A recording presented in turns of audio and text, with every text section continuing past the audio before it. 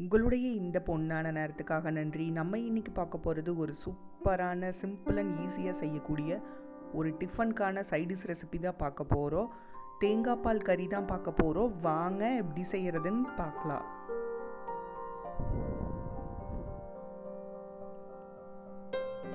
First இதுக்கு ஒரு கடாயில் கொஞ்சமாக எண்ணெயை சூடு பண்ணிக்கலாம். எண்ணெய் சூடானதும்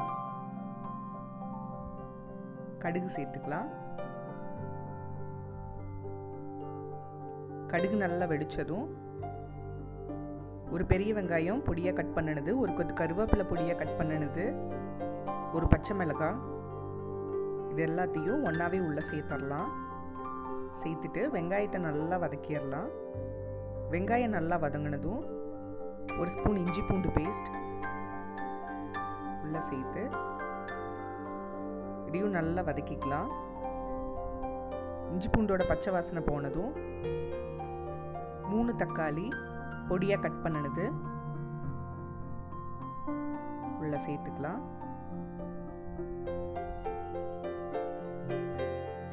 தக்காளி நல்லா மசிகிற வரைக்கும் வதக்கிக்கலாம். தக்காளி நல்லா வதங்கினதும் காரத்துக்கு தகுந்த மாதிரி மிளகாத்தூள் சேர்த்துக்கலாம். 1/4 ஸ்பூனை விட கம்மியாக மஞ்சத்தூள், 1/2 ஸ்பூன் மல்லித்தூள்,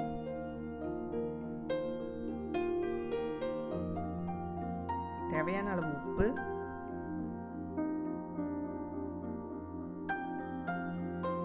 ஒரு சின்ன நெல்லிக்காய் சைஸ் புளி, 1/4 மணி நேரம் ஊற வச்சு எடுத்த புளி கரைசல், எல்லாத்தையும் ஒன்ஸ் கலந்துடலாம்.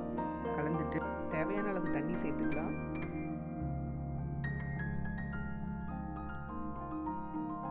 சேர்த்துட்டு இதை நல்லா கொதிக்க வைக்கலாம். நல்லா இந்த மாதிரி கொதி வந்ததும் அரை மூடி தேங்காயிலேருந்து எடுத்த தேங்காய் பால் சேர்த்துக்கலாம். சேர்த்துட்டு ஒன்ஸ் கலந்துடலாம்.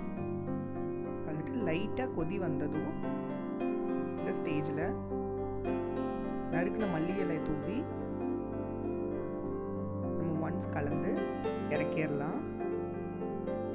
இப்போ பார்த்தீங்கன்னா நம்மளோட சூப்பரான தேங்காய் பால் கறி ரெடி ஆயிடுச்சு.